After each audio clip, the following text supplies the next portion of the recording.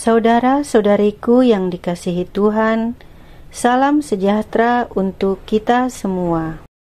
Halo teman-teman, jangan lupa like, komen, dan subscribe. Jangan lupa juga ya, hidupin loncengnya. Selamat menonton channel Pak Aman. Dadah! Renungan hari ini diambil dari Injil Matius 12 ayat 38 sampai dengan 42. Suatu tanda yang jelas tentu saja semakin memudahkan kita untuk menuju ke suatu arah atau memudahkan kita untuk mengikutinya. Seperti mendung yang umumnya menandakan hari akan hujan. Kita menjadi semakin yakin akan sesuatu apabila ada tanda jelas yang menyertainya.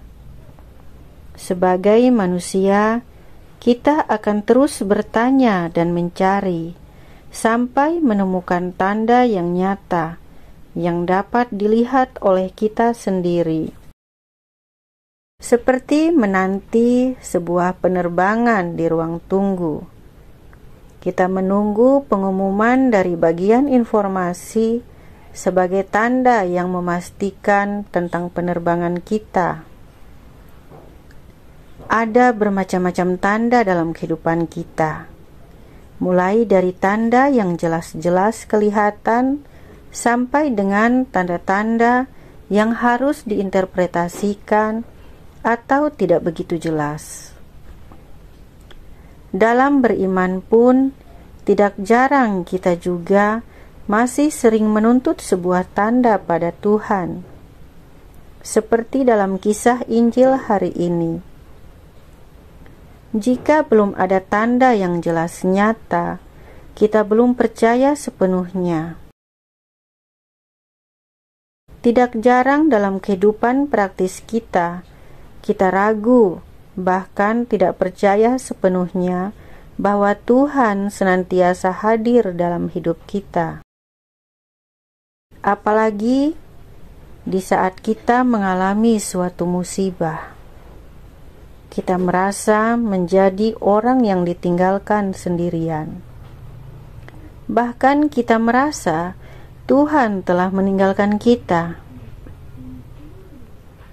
Kita kurang percaya karena kehadirannya tidak selalu dalam bentuk jelas dan tidak selalu dalam suasana kegembiraan.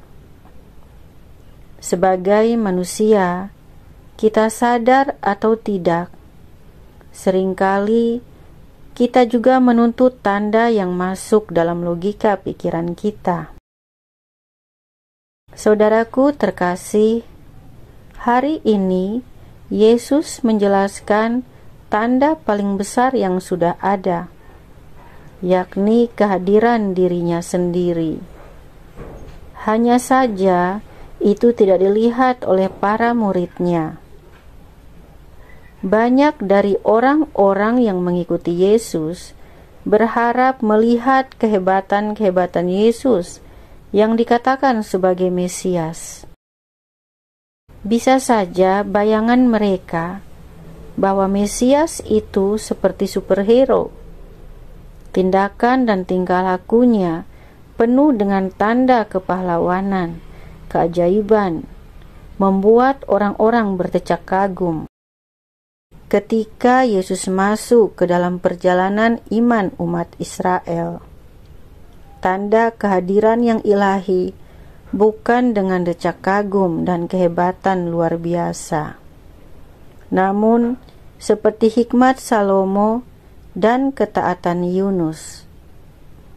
Suara kenabiannya membawa orang pada sikap pertobatan dan kembali ke jalan yang benar. Demikian dengan Yesus Sang Mesias. Ia mengajak semua orang untuk mempunyai sikap bijaksana dan suara kenabian yang menempatkan. Kehadirannya membuat kita menjadi damai dan hidup kita menjadi jauh lebih baik. Itulah tanda nyata hadirnya Sang Mesias. Tuhan tidak selalu hadir hanya dalam suatu kegembiraan semu. Namun kehadiran Yesus bagi kita dinyatakan dalam setiap tarikan nafas kita. Marilah kita mohon rahmat Tuhan, agar saat ini kita bukan lagi menuntut tanda ilahi, tetapi menjadi bagian dari perwujudan tanda itu. Hidup dalam kebenaran dan kebaikan yang kita lakukan sudah menjadi tanda jelas akan kehadiran yang ilahi.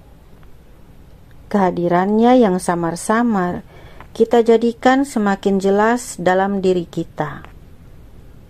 Suara kenabian dan sikap kebijaksanaan yang kita miliki menjadi saluran tanda Tuhan yang hadir. Dan biarlah semesta melihat kehadiran Tuhan dalam diri kita. Ya Tuhan, mampukan kami. Salam sehat, Tuhan memberkati.